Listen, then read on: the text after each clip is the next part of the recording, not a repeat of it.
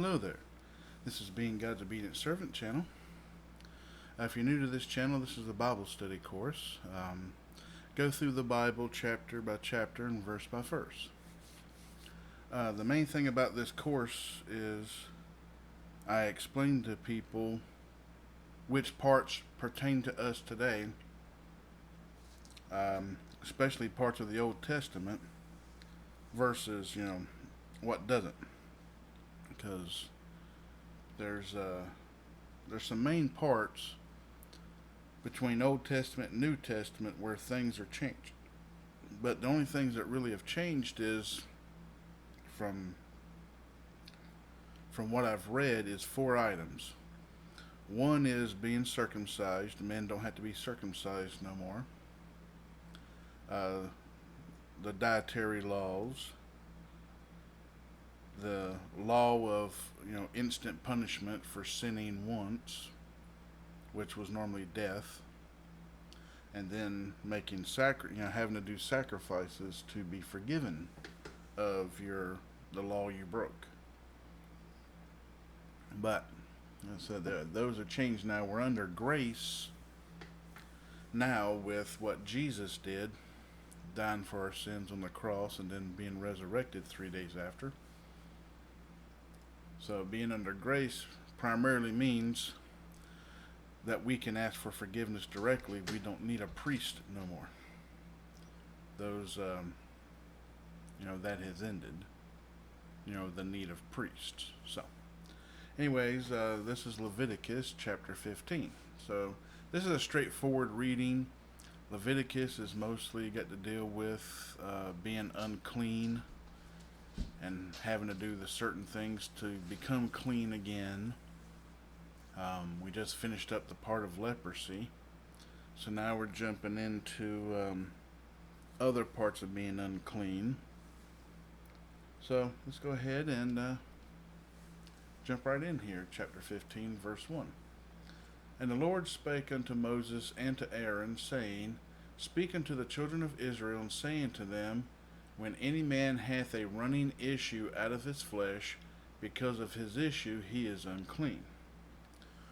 Now, of course, this is like, an open wound or anything of that nature. It's kind of pretty much self-explanatory on there. See, back in biblical times, they didn't have antibiotics, or anything of that nature, so infections was some of the number one killers, amongst the people. And you can get an infection or a disease from many things, easy things. And so a lot of this was primarily for that, is to help the people stay safe. So let's continue on here at verse 3. And this shall be his uncleanness in his issue, whether his flesh run with his issue, or his flesh be stopped from his issue, it is his uncleanness. Every bed whereon he lieth, that hath the issue, is unclean, and everything whereon he sitteth shall be unclean. And whosoever toucheth his bed shall wash his clothes, and bathe himself in water, and be unclean until the even. Now, of course, in these times, people didn't bathe too often. They really didn't have the options of it. It was a rarity to actually bathe, and that's known throughout most of all of history. Because, especially if, clean water was also hard to come by. So, we lived in a very spoiled time, because throughout most of the world, running water and bathing daily is common. Which, only the richest of the rich did that stuff at one point in time in history. I mean, even in these times, the richest of the rich didn't bathe daily. But, they had, this was how the creations of perfumes came about and everything, was to mask the smell. Because everybody would end up with body odor. But, this, so, So like if you're born in today's time and stuff, there's a lot that you're doing today that you would be at some point in time in history you would be considered the richest person in the world, especially with our ability to just go to the store and buy food and eat more than what we need. And of course, having clean water coming out of the tap and bathing daily, and having a solid foundation, a proper home to sleep in. Like in biblical times here, most people slept in tents, and that's how they lived their entire lives. But, anyways, let's continue on here. Verse 6. And he that sitteth on anything whereon he sat that hath the issue shall wash his clothes, and bathe himself in water, and be unclean until the even. And he that toucheth the flesh of him that hath the issue shall wash his clothes, and bathe himself in water, and be unclean until the even. And if he that hath the issue spit upon him that is clean, then he shall wash his clothes, and bathe himself in water, and be unclean until the even. And what saddle soever he rideth upon that hath the issue shall be unclean. And whosoever toucheth anything that was under him shall be unclean until the even. And he that beareth any of those things shall wash his clothes, and bathe himself in water, and be unclean until the even. And whomsoever he toucheth that hath the issue, and hath not rinsed his hands in water, he shall wash his clothes, and bathe himself in water, and be unclean until the even. And the vessel of earth that he touches with hath the issue shall be broken, and every vessel of wood shall be rinsed in water. And when he that hath an issue is cleansed of his issue, then he shall number to himself 7 days for his cleansing, and wash his clothes, and bathe his flesh in running water, and shall be clean. I tell you right now, see, I spent many years of my life as a mechanic, and I had open wounds a lot. Busted knuckles, cuts on metal here, there, and everywhere, whatever. it's if this stuff would have happened back in biblical times, I'd be constantly unclean and never allowed to be around anybody or anything. I would be bathing multiple times a day. Oh, I said, the medications and stuff we have today that helps us out so much. I mean, a lot of times we have a stronger immune system than most of these people ever had, just for the fact that we get to live such clean lives when back in biblical times of Old Testament, most people just, even the rich lived in filth, and it was common. So, anyways, let's continue on. Verse 14. And on the 8th day he shall take to him 2 turtle doves, or 2 young pigeons, and come before the Lord unto the door of the tabernacle of the congregation, and give them unto the priest. And the priest shall offer them, one for a sin offering, and the other for a burnt offering, and the priest shall make an atonement for him before the Lord for his issue. And if any man's seed of copulation go out from him, then he shall wash all his flesh in water, and be unclean until the even. And every garment and every skin whereon is the seed of copulation shall be washed with water, and be unclean until the even. And a woman also with whom man shall lie with seed of copulation, they shall both bathe themselves in water, and be unclean until the even.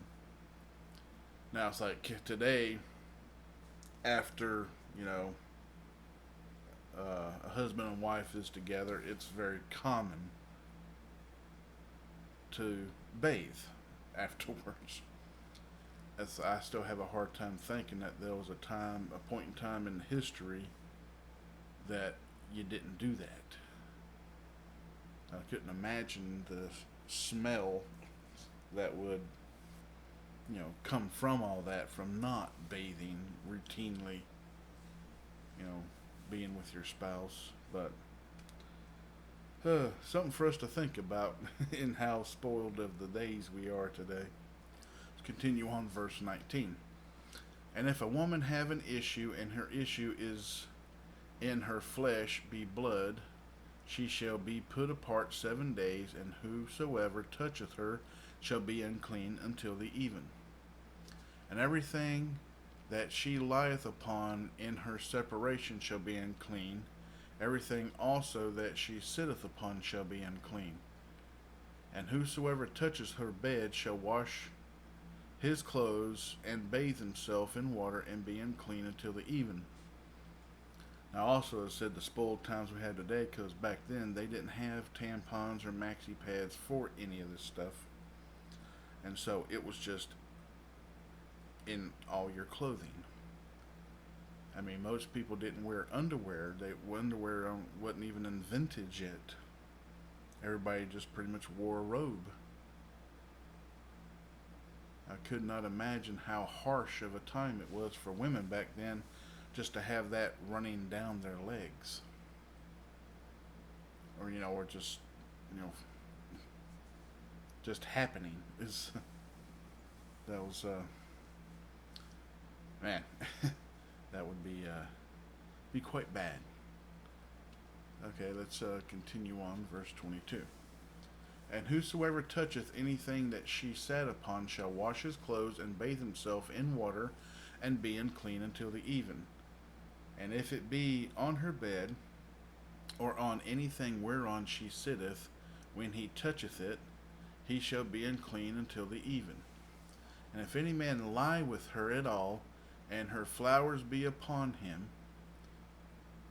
he shall be unclean 7 days, and all the bed whereon he lieth shall be unclean. And if a woman have an issue of her blood many days out of the time of her separation, or if it run beyond the time of her separation, all the days of the issue of her uncleanness shall be as the days of her separation, she shall be unclean. Every bed whereon she lieth all the days of her issue shall be unto her as the bed of her separation, and whatsoever she sitteth upon shall be unclean, as the uncleanness of her separation. And whosoever toucheth those things shall be unclean, and shall wash his clothes and bathe himself in water, and be unclean until the even. But if she be cleansed of her issue, then she shall number to herself 7 days, and after that she shall be clean. And on the 8th day she shall take unto her 2 turtles, or 2 young pigeons. I do believe it's supposed to say 2 turtle doves.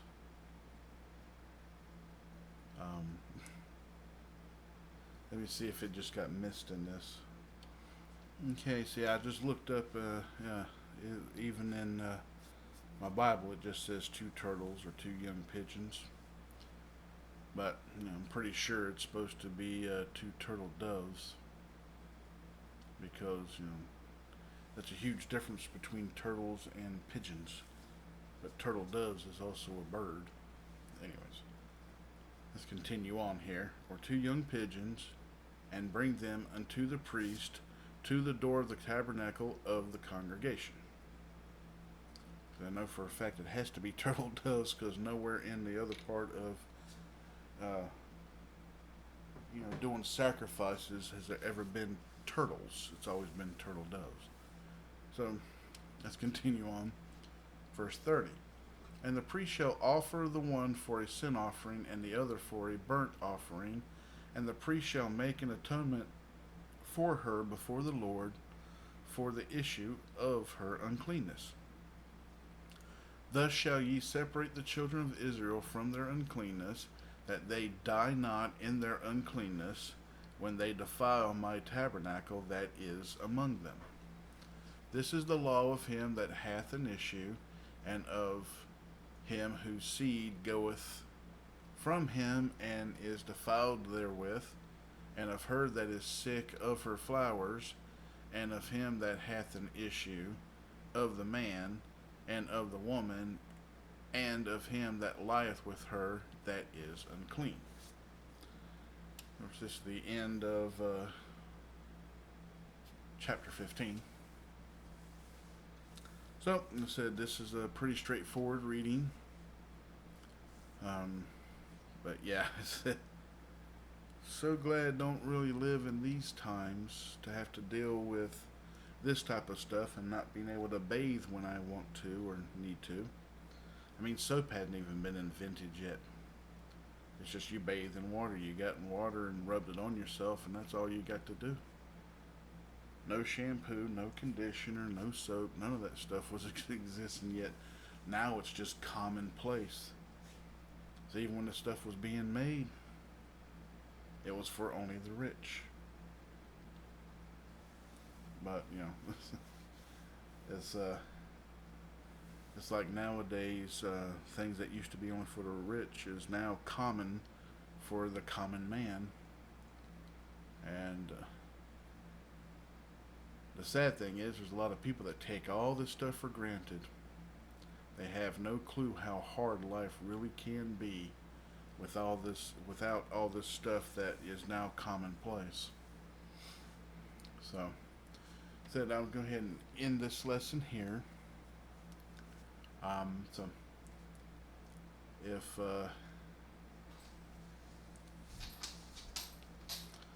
sorry about that, my dog decided to get up and move around a little bit, making his noise. So yeah, it's as I said before, I want to end this with prayer requests of everybody praying for one another. Also pray for yourself. I mean, it never hurts anything to pray. Especially pray for our country. We just had primaries, voting to see who's going to be on the main ticket and stuff come November of this year. And America right now is in danger. And I don't think some people understand how much in danger we really are in. So right now we have freedom of religion, but they're trying to take that away. Same thing with freedom of speech, right to due process, and right to bear arms.